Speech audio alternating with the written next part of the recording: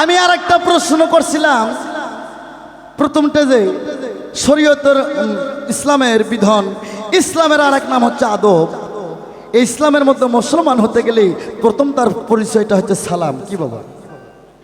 আমি বলছিলাম এই সালাম আলকি দিয়েছো মৌলবী সাহেব, এই সালামটা কয় হাত লম্বা, কয় মন ওজন, এই সালামের কারখানা কোথায়, প্রথম সালাম কে কাহাকে দিয়েছে?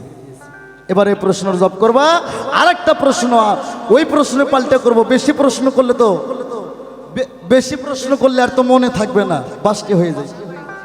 হ্যাঁ, ইমাম সাহেব কেন মক্কাকে পাশে মুড়ে রাইকে পূর্ব দিকে হয় খুতবা দেয়, মনে নাই? ওইটাই পাবলিক যাইতে ধরছে, ওইটাই তোমারে মনে করে দিলাম, তুমি জব করবা, তারপর দেখা যায়। তাই হোক, উনি আমি যা প্রশ্ন করেছিলাম তা সুন্দরভাবে জবাব করেছে। এবারও আমাকে দুইটা প্রশ্ন করেছে। সর্বপ্রথম প্রশ্ন উনি আমাকে করেছেন, আমি যে প্রথমটি যে উঠা সবাইকে সালাম দিলাম,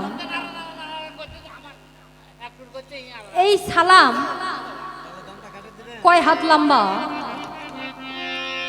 আর সর্বপ্রথম এই সালাম কে কাকে দিয়েছিল, আর এই সালামের কয় মন ওজন, আমাকে জিজ্ঞাসা করেছে। তবে সর্বপ্রথম এই সালাম দিয়েছিলেন আমার আল্লাহ নবীকে, তার দোস্ত, যাকে সৃষ্টি না করলে এই নিখিল বিশ্বে কিছুই সৃষ্টি করতেন না। আমার আল্লাহ পাক সর্বপ্রথম আমার নবীকে সালাম দিলেন। আর এই সালামের ওজন কয় মন এবং কত হাত লম্বা উনি আমাকে জিজ্ঞাসা করেছে। তবে শুনেন, এই সালাম আমি যদি ওনাকে দেই আর উনি যদি গ্রহণ করে, আমার হাতে আমি কিন্তু 3.5 হাত, আর ওনার হাতে উনি 3.5 হাত, আর 3.5 7, এই 7 হাত লম্বা। আর আমি যদি ওনাকে দেই, উনি যদি মন থেকেই এই সালামের উত্তর দেন, জবাব করেন, তাহলে আমার মন এবং ওনার মন এক হয়ে 1 মন হইল। এই সালামের ওজন 1 মন। আবার উনি আমাকে জিজ্ঞাসা করেছে, আমি হয়তো জবাব করি নাই, তবে এটা আবার পাল্টা প্রশ্ন করেছে। দর্শক শ্রোতারাও আছে হয়তো গান শোনার জন্য, ওনারাও ওদের মাথায় ওনারা রাখছেন ভালো।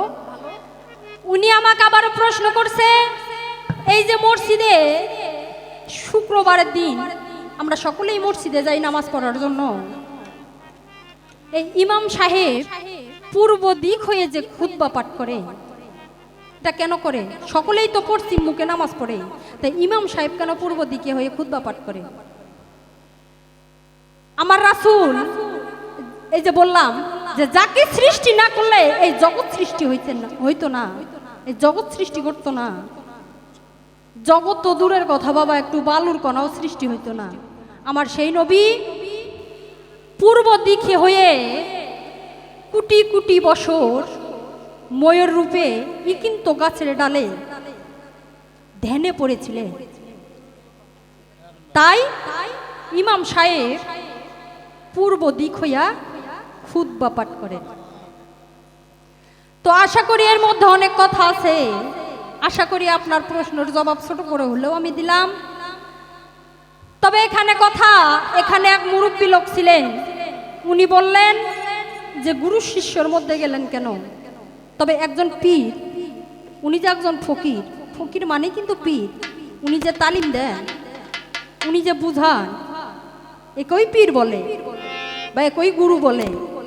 কিছু শিখার জন্য তো যায়, কিছু যেন শিখতে পারি।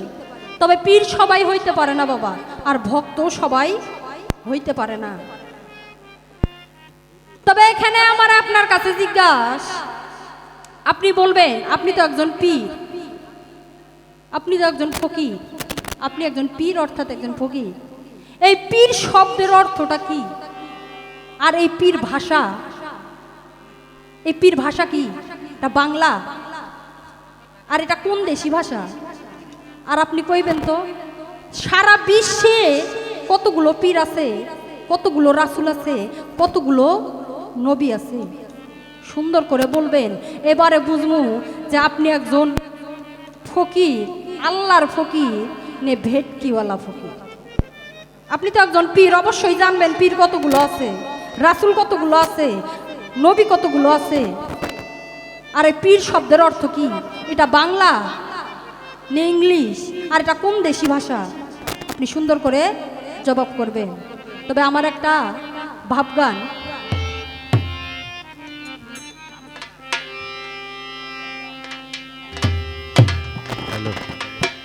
তোর প্রেম সাগরে ডুইবা মরি,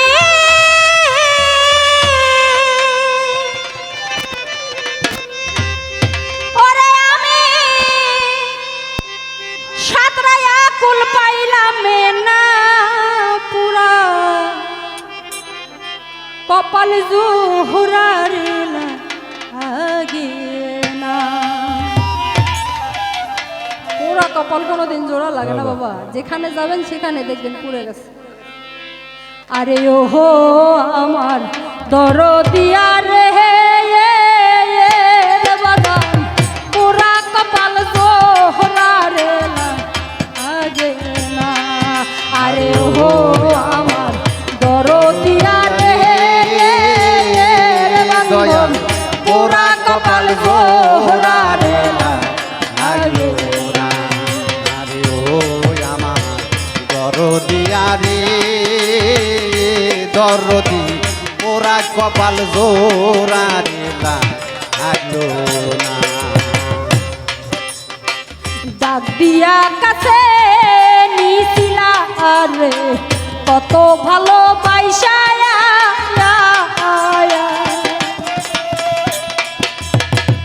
এখন কেন দেওতা রাইয়া পহরের মতো আমায় পরের মতো হইয়া গো, পহরের মতো হইয়া।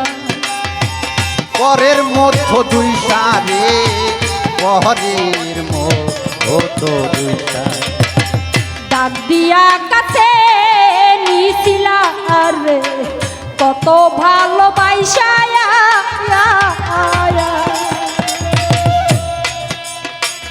এখন কেন দেওতা রাইয়া পহরে মতো। তুমি যত ভিন্ন ভাবো, তুমি যত ভিন্ন রে বাসো, তুমি যত ভিন্ন ভাবো, শীতল চরণ ছাড়ব না, পুরা কপাল জুহুরারে লাগে না। আরে ওহো আমার দর্শক ভাইরা রে দরদ, পুরা কপাল জুহুরারে লাগে না। তোমার প্রেম সাগরে ডুইবা মরি রে, ওরে আমি সাতরায়া কুল পাইলাম না, আমার পোড়া কপাল জোড়া রে লাগলো না। আরে ও আমার বন্ধু আরে দয়াল, পোড়া কপাল জোড়া রে লাগলো না। আকাশেতে হয় না উদয় রে, প্রেম আকাশের চান্দ,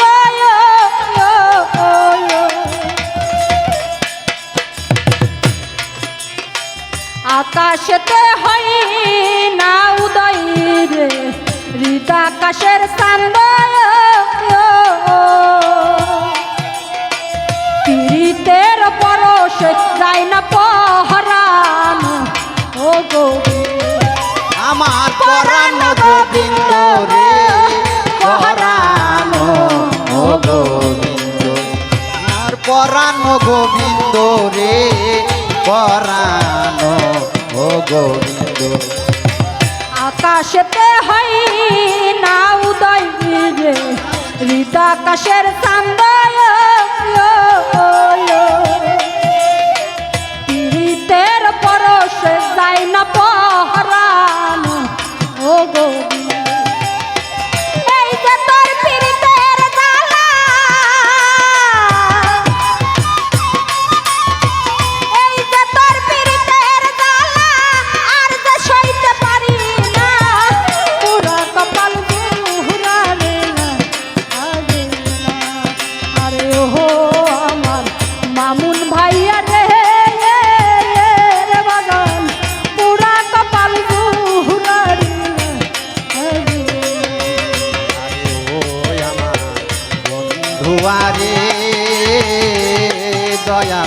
ওরা কপাল জোড়া দিলা আগলো না রে ও আমার বন্ধুয়ারে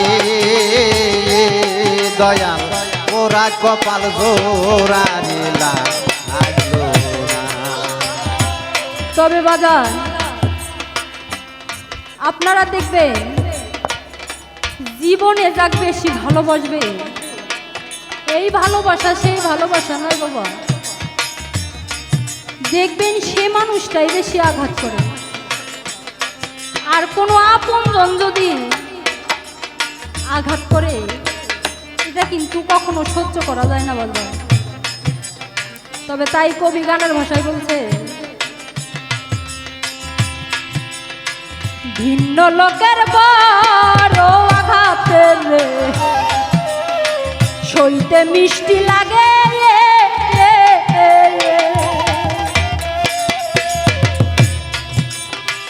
আপন মাইসের ফুলের সিটা কল যাসু আমার কলজা ছিদ্র করে কল যাসু আমার কলজা ছিদ্র করে রে কলিজা ছিদ্র করে ভিন্ন লোকের বড় আঘাতের রে সইতে মিষ্টি লাগে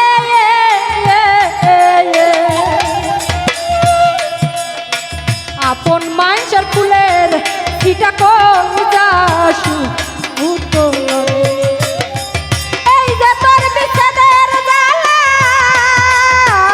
এই যে তোর বিষাদের জ্বালা এই যে তোর বিচ্ছেদের জ্বালা আর যে সইতে পারি না পুরো কপাল গো রে না আইলো আরে ও আমার ধুয়ারে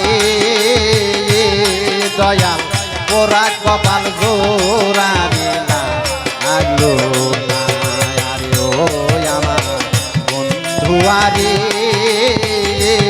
দয়াল ওরা কপাল জোড়া দিলা আগলো না। ভালোবাসতে পারলাম না বন্ধু তোরে রজগিনের মতো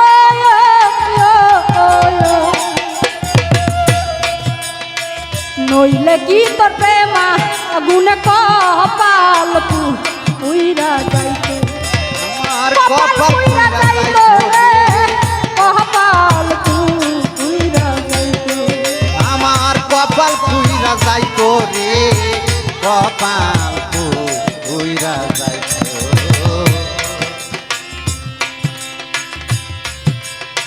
ভালোবাসতে পারলাম না বন্ধু তোরে তোমার মনের মতো